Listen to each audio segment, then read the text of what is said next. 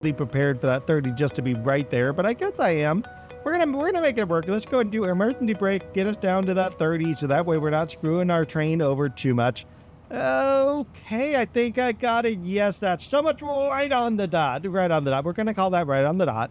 Nobody saw that little blink of yellow. Hello, everybody. Welcome back to Train Sim World, where we're back playing the 1W14 London Paddington to Great Malvern.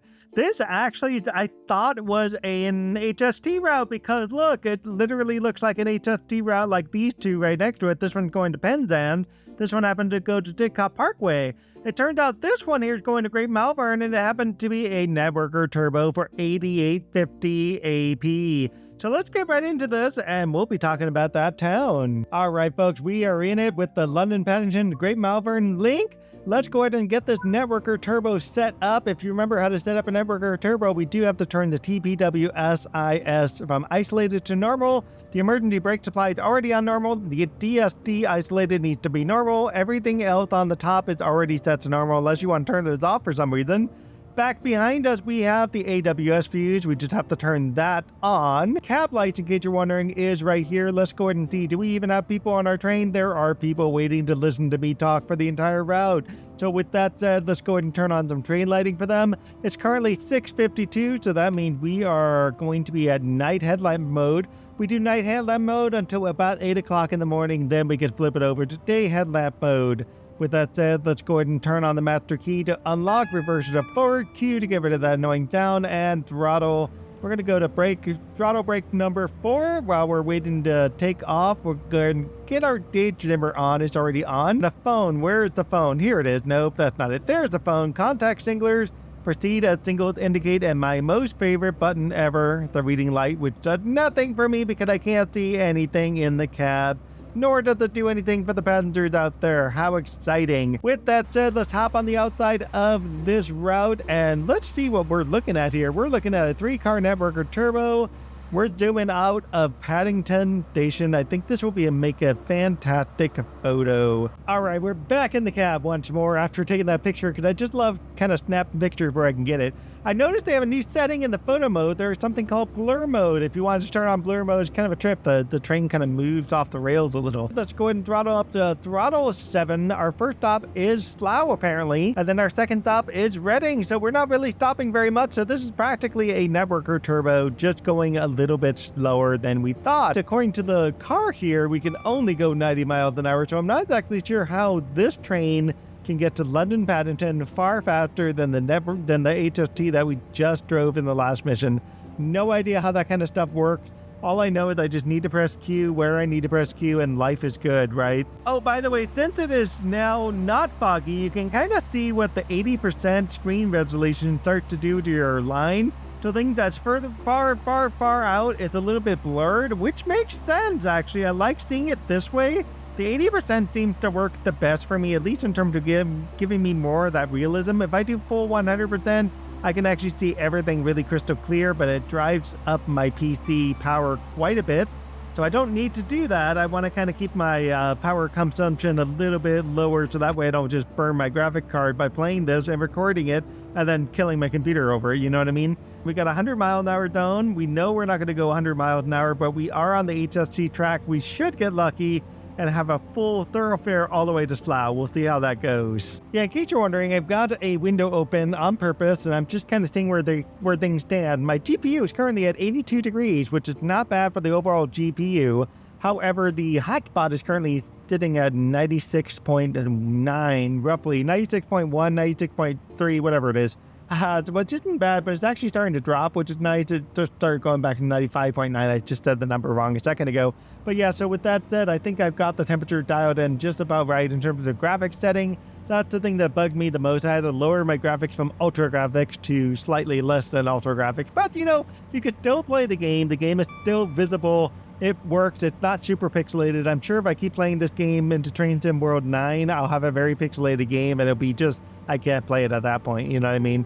But it is getting me to lead to the point where I start looking for new computers, right? As soon as my game starts to lead away from ultra graphics and start to be a little bit unplayable, that's where I start looking at new computers. So if you want to help me with that, you are more than welcome by liking, subscribing, and leaving comments and all that good stuff. With that said, let's talk about Great Malvern Railway. Great Malvern actually is a station that I would not expecting to see here on the Great Western Express, just because, you know, you're so used to London, Paddington, to Reading and whatnot, and then all of a sudden the networker turbo is going to Great Malvern. It's like, where is this place? So it's located near Worcester, England, actually just north of Gloucester, I believe it's how you pronounce those towns. Great Malvern Railway Station is actually served by two railways. One of them happened to be the Great Western Express, the other one happened to be the Midland Railway. Great Malvern Station was originally opened by the Worcester and Hereford Railway in 1860. The present building that you will see actually on site in the Great Malvern was completed in 1862. The Midland Railway and the London Northwestern Railway both collaborated on the construction cost. Somebody by the name of Samuel Carter was also a solicitor to both of these major railway companies.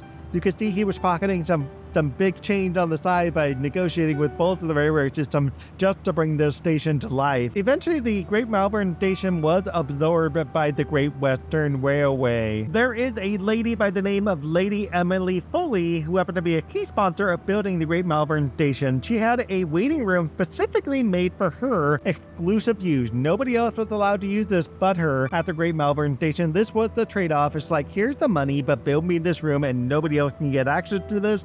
Nobody else can go to it. I mean, it's a fair deal, right? $1 million to build the station, and you have one person using one room somewhere in the station, right? Just like in America, where you have a building like the Winchester House built by one person who has all these fantastical rooms. In this case, you have Lady Foley's tea room, a single room that's only used by Lady Foley. If she passes away, it can only be used by Lady Foley. That is the rule of the land. The station itself celebrated its 150th birthday in 2010, so as of right now, it's 160. And as of right now, 164 years old is that station, at least in 2024. This caused the unveiling of a plaque and a special train that was delivered to that station. Additional parts of the celebration was the reinstatement of the highly decorated lighting columns around the cab road in front of the station. Things that you may not necessarily see traditionally when you have trips with the station. Now, you would think we're about to hit 90 miles an hour here, so I do have to slow down just a touch. We're going to go to throttle 5 here. You would think that the UK build in UK style, all of the buildings will be kind of Victorian era, and you kind of see the Victorian style that you see in places like Slough, and you have all this fun, whatever, with all the Victorian sort of stuff. But in the case of the Great Malvern Railway and the Great Malvern Station, the building was built from local Malvern ragstone. I'm going to try to find a picture of what ragstone looks like and put that on the screen. If I can't find it, there will be nothing on the screen. Otherwise, you should see what ragstone looks like. It followed a French Gothic theme. Now, why French Gothic in the 1800s? I don't know. Maybe they were just trying to get away from the Victorian era and get more into something that just seems a little bit timely, you know, kind of things that people were interested in. But, you know, the English and the French weren't really the best of neighbors per se over the years. It's more recently that they became much better neighbors than they used to be. They fought a number of wars over things, you know what I mean? So it's kind of interesting that they decided to choose a French Gothic theme for this one railway station. One of the features, because it's French Gothic, is the deep canopies, which are supported by elaborate cast iron girders, which in turn are supported by columns with elaborate capitals. So that you think of the columns and everything and how they all look there. The capitals themselves are decorated with high relief moldings that have different arrangements of flowers and foliage designed all over them. By the way, I can't wait, right about here, I can't wait, South Hall, I can't wait to go there and drive into that building. The sculptor who designed those capitals was a person by the name of William Forsyth, was employed to work on the building and design the metal capitals of the columns which support the canopies above both of the platforms in the station. Why did it go with metal? Because it lasts just a touch a little bit longer than your plastics or your wood or some other capacity. They went with metal. You know, go with bronze. Bronze is going to practically last forever, short of lava melting it, right? Wow, compared to the last mission, I'm kind of impressed. This one is practically all green. That makes my day. My computer is not really going above 97. Whoops, never mind. It is now 98.6. Current body temperature of a person, yay. I'm gonna have to keep an eye on that temperature because my highest was 100 degrees. As long as it doesn't go too much beyond that, I'm kind of okay. I probably will have to do some graphics adjustments and whatnot to kind of adjust my game just a touch more. I really don't want to lose the high-end graphics that I've got. I want to try to keep them as long as I can rather than having pixelated passengers and stuff like that, you know what I mean? But, you know, honestly, it's handling itself pretty well. My fan speed's about 80%, so I gotta give it credit. It's not even on max fan speed. But if it crashes, we will know why, because the temperature will just kind of spike on myself here. So I got my little monitor here just to remind me. Unfortunately don't have an alarm that tells me actually what's supposed to happen is my mouth is supposed to tell me whether or not it's overheating. So is my fan colors. I've got color schemes designed for that, but it didn't work the last time. I don't know what's going on. So I guess what it just means I got to get a new computer, right? That's just how it works here. We're about to hit 90 miles an hour, so we're just going to drop down a touch. I believe the AP score was something like 88 something, whatnot. It was somewhere below 9,000. I wouldn't be surprised if I could just blaze through Slough and never stop. I would probably find a way to actually get there and still get my AP score. I'm not going to do that in this mission because this mission, I want to try to stop in Slough. That's my goal. I want to stop. We're going to try to do this going at roughly 86 miles an hour here. We've got 5.5 miles to get there. Our time actually is doing really good. It's only 7:04. We've got 3 minutes to get to Slough. I don't know if we can make it, provided we don't get accidentally emergency brake or run over one of these passengers standing on the yellow line like that. We should be able to make it to Slough within the time frame. Yeah, something else I'm going to do for you guys is the picture of the station. I want to give you a picture of the station. There's some interesting soot marks on there, and I was looking at that. I'm like, wow, that is very interesting to see soot marks on the side of the station, just because the platform comes out so far. And if you think about the engine, especially this one's a networker turbo here, and you've got this little diesel pipe that's coming out here. This is where the soot mark happens to be right up against the side of the building. And so it really is interesting that you get to see the engine, and it's like this one here, along with the one that's back here. This one also has a little pipe there for the engine as well. And you'll kind of see these little pipes just sticking out right on the edge of the platform. Something you just don't see all that often, just because you don't really see a platform falling all the way out. Well, I stand corrected. It is 7:06 and 38 seconds. We're going to be late already. We're going to be late because our time has to be 7:07:01.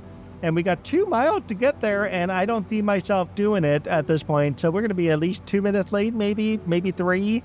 But we're getting there, folks. We're getting there. Let's just honk the horn and just let some folks hang out where they should not be standing and push them off the line. Now, trying to make a complete stop is tough, okay? 1.7 miles. You could slam the brakes now, but what's going to end up happening is you're going to end up screwing yourself. The best thing you can do is just lay off the throttle, just kind of coast along. It will eventually drop your speed to something a little bit more safer.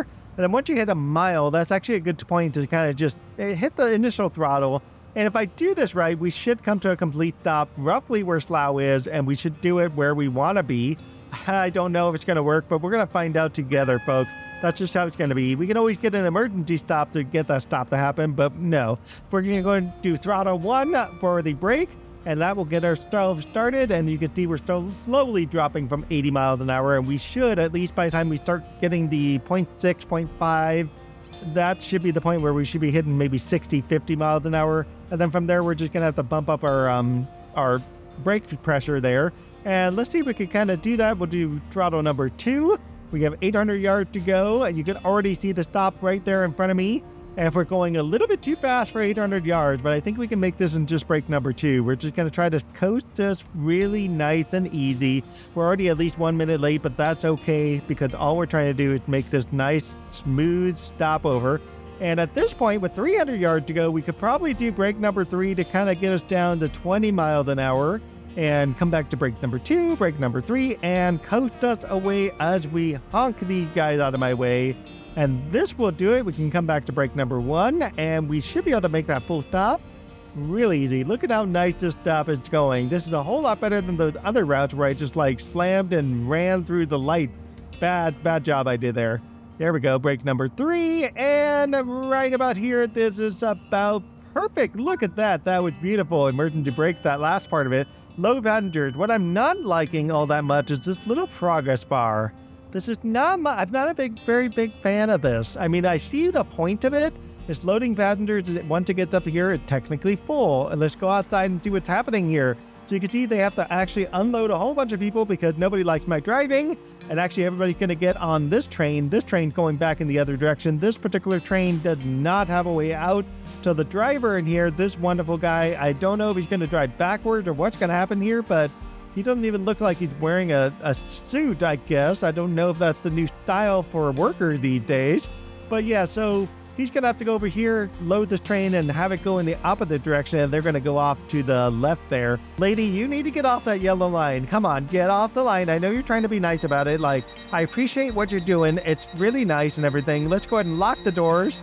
And we're going to get our throttle moving up the throttle 3. I heard them locking their doors, so we're going to have a little bit of a race between me and them. He did not go into the other side of the cab. He stood. You have to go on the other side of the cab. Whatever reason, they have locked the door. They've trapped all their passengers.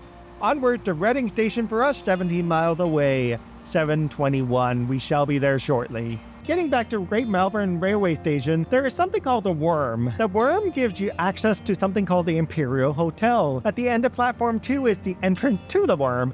This is an enclosed pathway which leads under the Avenue Road into the former Imperial Hotel. This is also now known as the Malvern St. Jane. For anybody who happens to go there, you will find this hotel really conveniently now known as something else. It was considered a private pedestrian accessway and believed to be the only structure of its kind in the country. Who in the world built this? Why is it there? What is the point of it? All we know and all we need to know is even though it needs restoration today, it is not open to the public, so therefore it is still a private accessway. As I said earlier, the Great Western Railway and the West Midland train, these both operate trains in the area. The West Midland train's actually the one to manage the station, while the Great Western Railway is the one who seems to own it. If I'm reading this right, if I'm understanding the context of the history here, I don't know. Why do I have brake sanding? What's going on with brake sanding? I don't want to sand my brakes. Well, I don't know how I did that. I somehow turned on brake sanding, folks. If you know how I did it, tell me so I can fix it. I don't know what I did wrong. Well, whatever. We don't not going to worry about brake sanding. I don't know where it is. Anyway. And what's important to get to the other end, not to stop the sand from dumping out of my train, right? I know that's completely the wrong way to think about it. You want to preserve all the sand so I could actually stop properly, right? The West Midland train operates services to Birmingham New Street via Worcester and Hereford every hour, and they also offer some services to Whitlock End and Dorridge via the Snow Hill line. A handful of West Midland train services start or terminate at the Great Malvern Station. The Great Western Railway, on the other hand, operate roughly an hourly service to London Paddington, which is exactly what we're doing right now, via the Cotswold line and the Oxford line, some of which happen to run to Hereford as well, and these happen to go every 2 hours except for Sundays for some bizarre reason. Keep in mind, why is it that this line's supposed to take me an hour yet is only taking me 30 minutes? It's because I'm only doing half the journey. Half the journey happened to be from essentially London Paddington to Reading, and then we're going to leave from Reading going all the rest of the way to Great Malvern Station. Terminating services, including every single one of them from Bristol, generally run empty to Malvern Wells to reverse and then return to the station to take up their next scheduled working, their next scheduled trips, next scheduled passengers, whatever it is. And it's really interesting that they will be willing to burn that amount of time to flip the train around and then head back, willing to sacrifice passenger hours and passenger dollars just for that reverse to happen. There must not be another way to make the train reverse in any other fashion. In the past, there used to be a branch line to Ashchurch via Upton on Severn, and I have no idea how to pronounce this, folks. Somebody please tell me how to pronounce this. And I'm going to put it up on the screen, but I think it's pronounced Tewkesbury. If I got that right, yes. If I didn't get it right, you know what to do. You can tell me when I've just got it completely wrong. This was all operated by the Midland Railway. This happened to be closed in 1952. However, before May of 2022, there was one through service to and from Brighton. This service has since been completely eliminated and taken out of service. So what that means is you have the West Midland Railway, the Great Western Railway. Both of these come from Colwall going to Malvern, linking up to the rest of the country. You have a terminus station run by the West Midland Railway going to Malvern Link as well. And the one disused railway happened to be a terminus that went to Malvern Hanley Road. This was the Tewkesbury and Malvern Railway. That line is officially gone and is officially closed, both the station and the line itself. I can see I'm about to exceed 90 miles an hour. I don't want to exceed 90 miles an hour. Why? Because this engine is operating under a speed of max 90 miles an hour. If I exceed that, basically I break my engine. So our goal is to stop at London Paddington. No, we're not. Our goal is to stop at Reading, 7:21 and 32 seconds. You're going to already see that I'm already going to be late.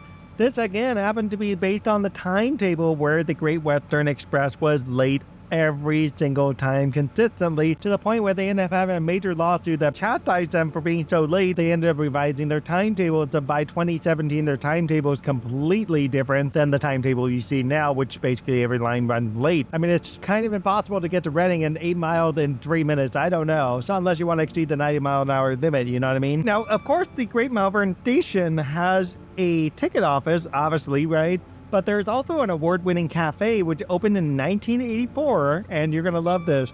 It's named a really unique name. You would never guess what it is. It's the Lady Foley Tea Room, just like the room designed in the station. Now, what I don't know is if that tea room is built inside the same room that was considered your tea room, or if it's designed somewhere else on the station, but it is named after Lady Emily Foley on the London-bound platform. In 2022, Network Rail is spending about £8 million on restoration of the platform canopy, sculptured overhead glazing, and ironwork. The works will not cause any disruption to services. Totally shocking. It's not going to disrupt anything. I can't believe it. It's like the first thing that's not going to cancel services, right? Because a lot of times when you have construction, basically in the UK, everything gets canceled. Now, the work actually supposedly was finished by early 2023. I am willing to bet that it is 2024, almost near the end of it, and they're probably still doing the work at the Great Malvern station. Whoever happens to live near there, please tell me if that's not true and they actually did the renovation work and it's complete. Now, what they did do in the renovation is the Victorian station clock actually stopped working for 3 years, and they decided to do an £8,000 restoration in 2021. After 3 years of this clock not working, now the clock is able to tick and actually tell time. So instead of going to the station and going, it's 12 o'clock, our train's not going to show up for another 16 hours. Yeah, no, it's 12 o'clock and our train's going to show up in 5 minutes. It's so much better. With that said, the work is also going to replace all of the glass in the station canopies. I have no idea why they would replace the glass in the station canopy. I'm thinking about the glass in my window here, and I'm like, if I replace the glass, it's probably because it's all fogged up. That's the only thing I can think of why they would replace the glass. But can you not take the glass out, polish it back up, get rid of the whatever foggy material that's probably sitting on it, and put the glass back in? Sure, it might be a little thinner, but I'm sure you could recycle the glass that way. I mean, short of just taking it out and, making it into a glass bottle or whatever. What's the point of taking the glass out? I'm sure there's got to be a reason for it, right? But they are going to replace every single piece of the glass in the station canopy with something fresh and new. So it's going to be kind of exciting to see what they come up with. All right, folks, with us being about 30 seconds late so far, we're about 4.2 miles away from Reading, and it is 8650 of our AP score. I believe we passed our AP score. If not, it's 8850, whatever it is. One way or another, once we hit 9,000 AP, we are solid on getting a platinum medal. And with that said, it's going to be time to slow down and head into Reading Station. The way to do this again is to kind of keep in mind what we did in Slough. We just kind of want to lay off the throttle at some point in advance, and we're going to already have convenient markers kind of telling us where to go. One, we're going to have our ADFBS yelling at us that the speed limit's going to be changing. We can't go over 90 to begin with because of this train, but we already have a 95 indicator, so we might as well just start throttling down once we get closer to that 95 indicator. And from there, it's going to drop down maybe to 60, 50, 40, one of those three numbers, and then eventually slow us right into the station, which that's about 3 miles out. This is probably a good time just to lay off the throttle and just coast the rest of the way over. At least that will drop our speed at least to 80, 75, whatever. That would be just so much better. Now, we got a 60 and a 30 zone coming up, so you can kind of see that right up ahead. And all we have to do is just basically put throttle brake off and then braking number 1. And that should get us down and kind of coast us down to 60. And just let us coast the rest of the way over, and that should be enough to slow this train down just enough. We'll have to kind of play that by ear. 95 zone is passed, and we're about a mile out from the 60 zone. With that said, folks, of course, like, subscribe, leave me comments, and I'd love to hear your feedback, kind of how we're doing today, because I'm just so much enjoying Great Western Express. I actually can't wait to finish off the last mission so I can move on to the next rail line. We're going to try to make this one win, get all the way to the other end to win this one, because I don't want to have to repeat this, because right now I've got to go places.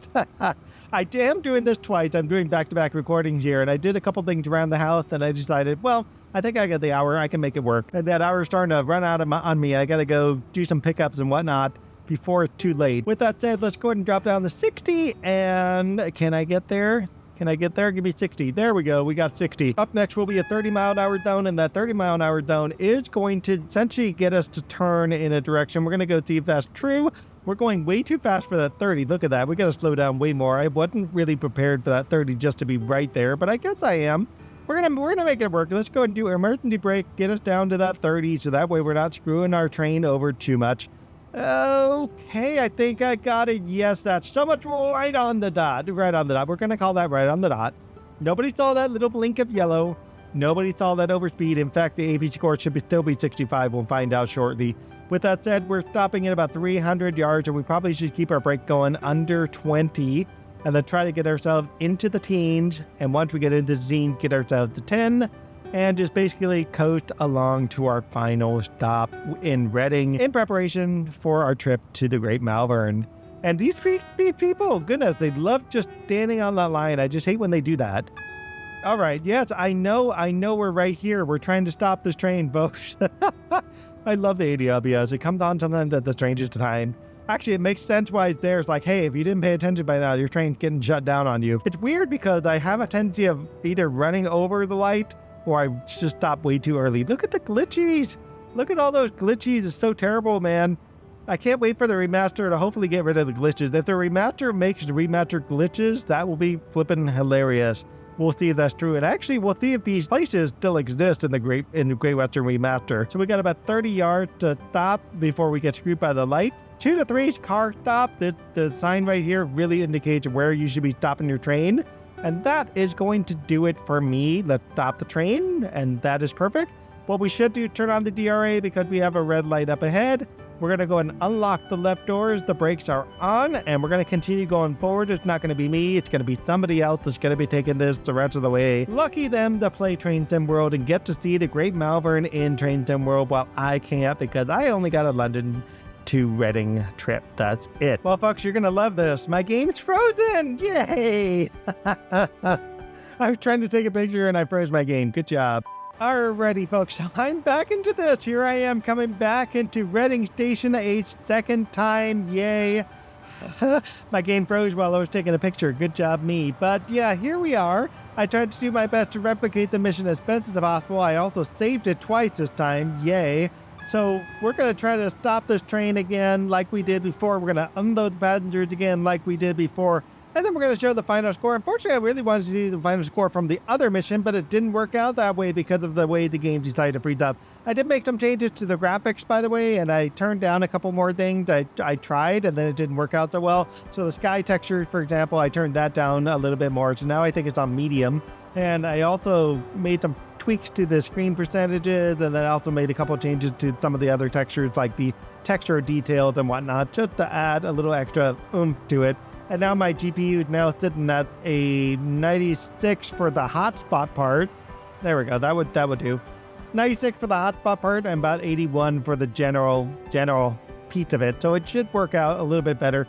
I at least made it to the other end without crashing. It actually crashed twice on me while I was trying to run down here. It crashed before I even got to Slough. I'm like, you got to be kidding. So this is where I just need a better graphics card that can handle the pressure, I guess you could say. I would just simply upgrade the graphic card, but I'm like, I could just go for the whole computer upgrade. You know what I mean? It'd probably work out better for me that way, right? But yeah, so like as we load and unload passengers once again, a second time as we do this twice, we're going to go ahead and say the usual.